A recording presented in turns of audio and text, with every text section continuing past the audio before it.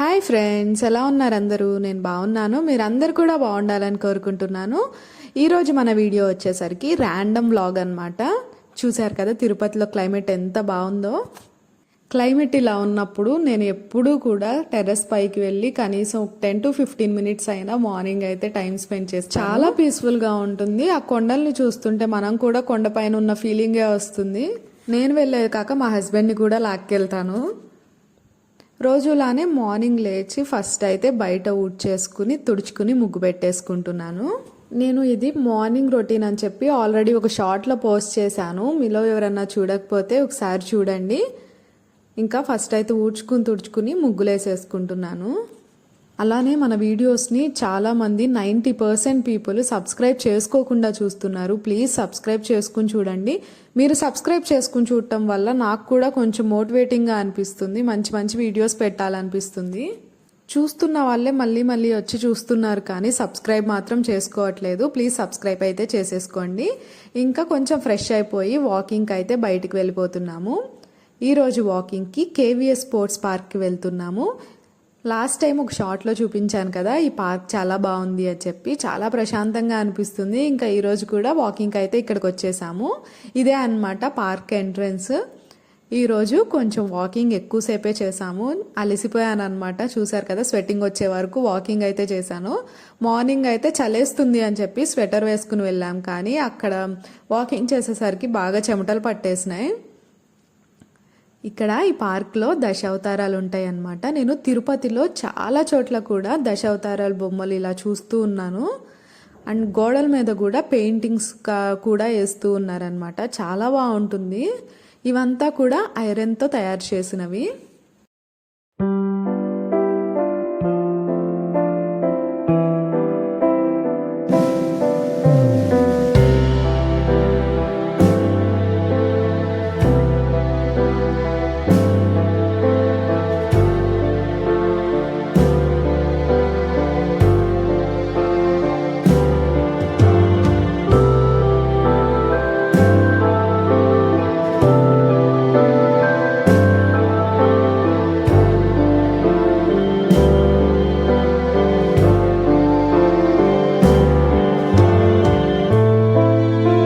ఇంకా walking complete చేసుకుని ఇంటికి వెళ్ళేటప్పుడు దారిలో లెమన్ టీ అయితే తాగేసి కూరగాయలు కూడా తీసుకుని ఇంటికి అయితే వచ్చేసాము.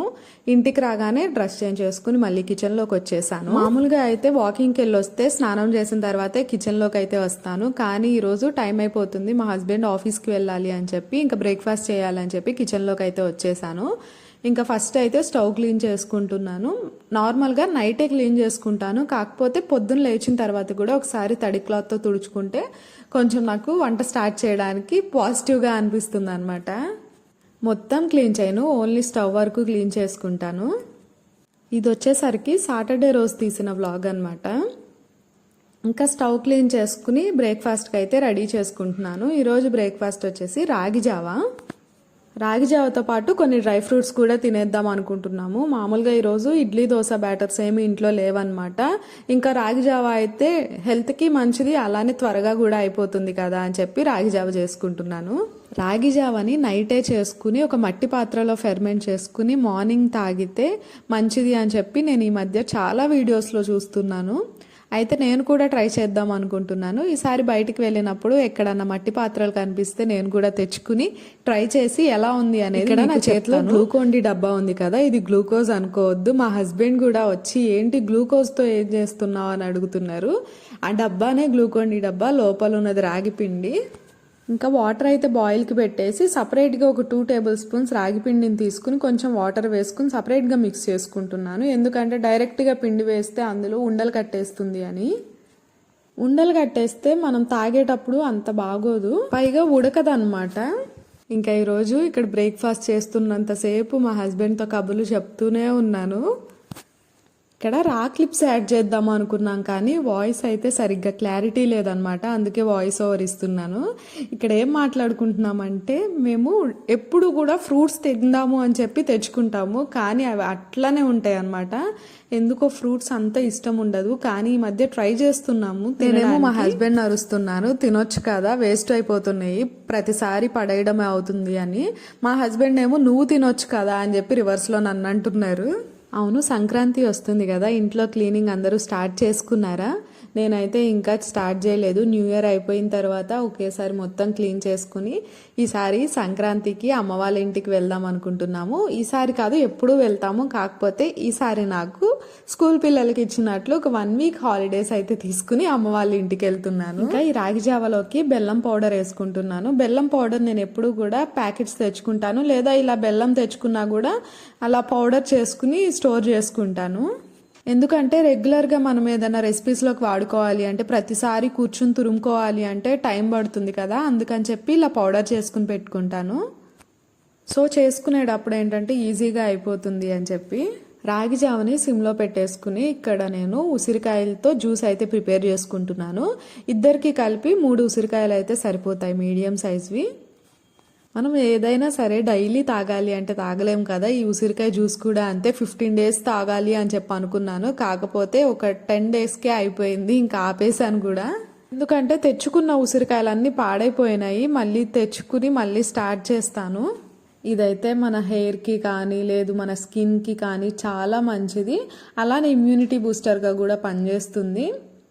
ఇందులో ఈరోజు అయితే నేను బెల్లం కానీ ఏం వేయకుండా ఓన్లీ ఉసిరికాయ అలానే కొంచెం కరివేపాకు అయితే యాడ్ చేసుకుని మిక్సీ చేసుకుని కొంచెం వాటర్ వేసుకుని జ్యూస్ చేసేసుకుంటున్నాను.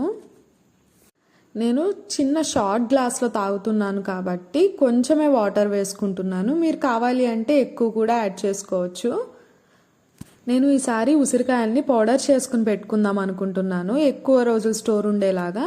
లాస్ట్ టైం ఏంటంటే డ్రై ఆమ్లా చేసుకున్నాను, కానీ సాల్టీ డ్రై ఆమ్లా చేసుకున్నాను, కానీ ఎక్కువ రోజులు లేవన్నమాట, గట్టిగా అయిపోయినాయి, అలానే నల్లగా అయిపోయినాయి. అందుకని ఈసారి పౌడర్ చేసుకుందాం, హెయిర్ ప్యాక్కి యూజ్ అవుతుంది, ఇలా ఏదన్నా వాటర్లో మిక్స్ చేసుకుని తాగాలన్నా యూజ్ అవుతుంది అని చెప్పేసి పౌడర్ చేసుకుందాం అనుకుంటున్నాను.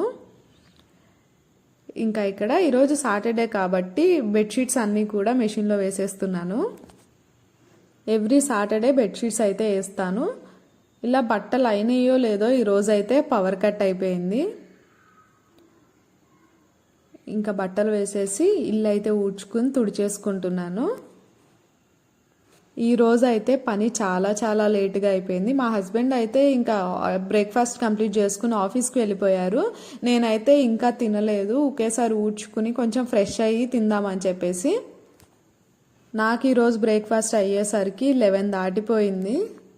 నేను ఇల్లు ఊడ్చుకునేటప్పుడు మామూలుగా ఊడ్చుకుంటూ రానన్నమాట, ఎక్కడన్నా బూజు కనిపిస్తే వాటిని తీసేసుకుంటూ వస్తాను. ఇలా రెగ్యులర్గా ఇలా కనిపించినప్పుడల్లా క్లీన్ చేసుకుంటే ఏమవుతుందంటే మనం ఒకేసారి బూజులు దులుపుకునేటప్పుడు అంత కష్టంగా అనిపించదు అనమాట. అందుకే ఎప్పటికప్పుడు లాగేస్తూ ఉంటాను చీపురుతో. అప్పుడు ఇల్లు కూడా చూడటానికి నీట్గా ఉంటుంది, మనకు కూడా డస్ట్ అలర్జీస్ లాంటివి రాకుండా ఉంటాయి. ఇంకా ఇల్లు ఊడ్చేసుకుని నేనైతే ఫ్రెష్ అయిపోయాను. ఫ్రెష్ అయిన తర్వాత రెగ్యులర్గా చేసుకునే స్కిన్ కేర్ కూడా ఇక్కడ నేను టోనర్ వాడుతున్నాను. అలానే ఈ వింటర్ సీజన్లో మనకి మాయిశ్చరైజర్ అయితే కంపల్సరీ, ఎందుకంటే నాది అసలే డ్రై స్కిన్, ఇంకా మాయిశ్చరైజర్ లేదంటే ఇంకా డ్రై అయిపోతుంది. అలానే చాలా మందికి లిప్స్ కూడా పగులుతూ ఉంటాయి కదా, ఎక్కువ లిప్ బామ్ యూజ్ చేస్తూ ఉండండి. వ్యాస్లిన్ కానీ ఏదైనా కూడా రాసుకుంటూ ఉండండి, రోజులో 4-5 టైమ్స్ అయినా సరే. ఇంకా మాయిశ్చరైజర్ అయితే నేను రెగ్యులర్గా యూజ్ చేసేది నివియా సాఫ్ట్ అయితే యూజ్ చేస్తాను. ఇదైతే నాకైతే బాగా సెట్ అవుతుంది.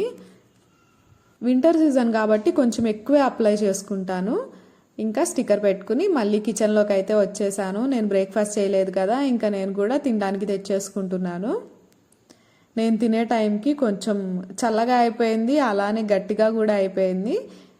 ఇంకా తినేసి డ్రై ఫ్రూట్స్ కూడా తినేసాను అనమాట. ఇంకా కొంచెం పని ఉంటే చేసుకున్నాను. బట్టలు కూడా ఆరేసుకుని ఇంకా మళ్ళీ కిచెన్లోకి అయితే వచ్చేసాను ఆఫ్టర్నూన్ లంచ్ ప్రిపరేషన్స్ కోసం. ఈరోజు అయితే బెండకాయ టొమాటో మసాలా అయితే చేద్దాం అనుకుంటున్నాను. లాస్ట్ టైం చపాతీలోకి బెండకాయ మసాలా కర్రీ చేసినప్పుడు చాలా బాగుంది టేస్ట్, రైస్లోకి కూడా. అందుకని చెప్పి ఈరోజు రైస్లోకి కూడా ఇదే చేద్దాం అనుకుంటున్నాను. అండ్ అలానే నైట్ కూడా రోటీలోకి ఇదే కర్రీ చేసేద్దాము 2 పూట్లకి అనుకుంటున్నాను. ఈ కర్రీ చాలా బాగుంటుంది. ఈ రెసిపీ ఆల్రెడీ మన ఛానల్లో ఒక వీడియో అప్లోడ్ చేశాను సపరేట్గా. మీలో ఎవరన్నా చూడాలి అనుకుంటే కింద డిస్క్రిప్షన్లో లింక్ ఇస్తాను, ఒకసారి చూడండి. నార్మల్ కర్రీకి కట్ చేసినట్లు కాకుండా ఈ బెండకాయల్ని ఒక 1.5 ఇంచ్ సైజ్ అలా కట్ చేసుకుంటాం అనమాట. ముందైతే ఒకసారి మొత్తం తుడుచుకుంటున్నాను. మార్నింగే బెండకాయలు నీట్గా కడిగేసి ఆరపెట్టుకున్నాను, ఎందుకంటే కర్రీ చేసేటప్పుడు జిగురు ఉంటే అంత బాగోదు కదా. ఈ రోజు అంతా కూడా నాకు పనులే సరిపోయినాయి, మార్నింగ్ నుంచి ఈవినింగ్ వరకు కూడా. ఆఫ్టర్నూన్ కొంచెం గ్యాప్ దొరికింది, అయినా కూడా కొంచెం రెస్ట్ తీసుకోకుండా అప్పుడు కూడా ఒకటి చేస్తూ ఉన్నాను. ఏం చేస్తున్నాను అనేది చూస్తూ ఉండండి, వీడియోలో అది కూడా పెట్టాను. ఇంకా ఇక్కడ కర్రీలోకి అని చెప్పి జీడిపప్పు నానపెట్టేసుకుంటున్నాను. జీడిపప్పు పేస్ట్ వేస్తే బాగుంటుంది అని. పేస్ట్ వేస్తే బాగుంటుంది అనుకున్నాను, కానీ పవర్ లేదు అన్న విషయం మర్చిపోయాను. దీన్ని ఎలా గ్రైండ్ చేస్తానో మీరే చూడండి. జీడిపప్పు కొంచెం త్వరగా నానాలి అని చెప్పి కొంచెం వేడి నీళ్ళు పోసుకుంటున్నాను. అలా అయితే త్వరగా నానిపోతాయి, త్వరగా గ్రైండ్ అయిపోతాయి అని చెప్పేసి. ఇంకా బెండకాయలను అయితే కట్ చేసుకున్న తర్వాత కొంచెం ఆయిల్ వేసుకుని ఫ్రై చేసుకోవాలి. అలా ఫ్రై చేసుకుంటే ఏంటంటే అందులో ఉన్న జిగురంతా కూడా పోతుంది. కొంచెం కలర్ చేంజ్ అయ్యే వరకు ఫ్రై చేసుకుంటే సరిపోతుంది.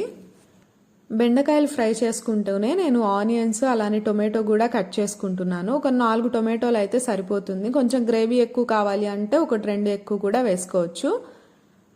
ఇంకా రైస్ కూడా ఇంకొక సైడ్ పెట్టేసుకుంటున్నాను. ఇక్కడ బ్లూ కలర్ చాపర్ కనిపిస్తుంది కదా, నేను దాన్ని విశాల్ మార్ట్లో తీసుకున్నాను. ఇది నాకు చాలా బాగా యూజ్ అవుతుంది. ఆనియన్స్ కానీ టొమాటోస్ కానీ చిన్న చిన్న పీసెస్గా కట్ చేసుకోవాలి అంటే బాగా హెల్ప్ అవుతుంది ఇది.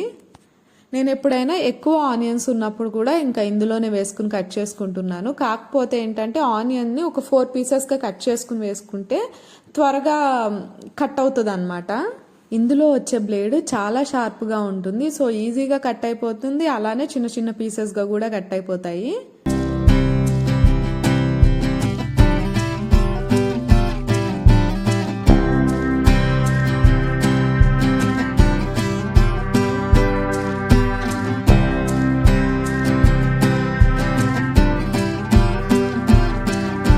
నేను ఇప్పుడు ఇందులో ఏం చాప్ చేస్తున్నానో తెలుసా? ఇందాక నానబెట్టిన జీడిపప్పు ఉన్నాయి కదా, ఇవి వాటర్తో సహా వేసేసి ఇట్లా మిక్సీ చేస్తున్నాను. చూస్తున్నారు కదా, చక్కగా గ్రైండ్ అయిపోయింది. అది కూడా మరి పేస్ట్ లాగా కాకపోయినా కూడా నీట్గానే గ్రైండ్ అయింది. ఈ మాత్రం ఉంటే చాలు కర్రీకి. ఫస్ట్ అనుకున్నాను నేను, నా దగ్గర చిన్న రోల్ ఉంది కదా, అందులో వేసేసి దంచేద్దాము, అయిపోతుంది పేస్ట్ అల్లే అనుకున్నాను. కాకపోతే ఇలా కూడా ఒకసారి ట్రై చేసి చూద్దాం, అవ్వకపోతే అందులో వేయొచ్చు అనుకున్నాను. కానీ ఇందులో కూడా మనకి చక్కగా నలిగిపోయింది, అందుకని చెప్పి అలానే ఉంచేశాను. ఇంకా మా హస్బెండ్ కూడా లంచ్కి వచ్చారు, ఇద్దరం కలిసి లంచ్ అయితే చేసాము.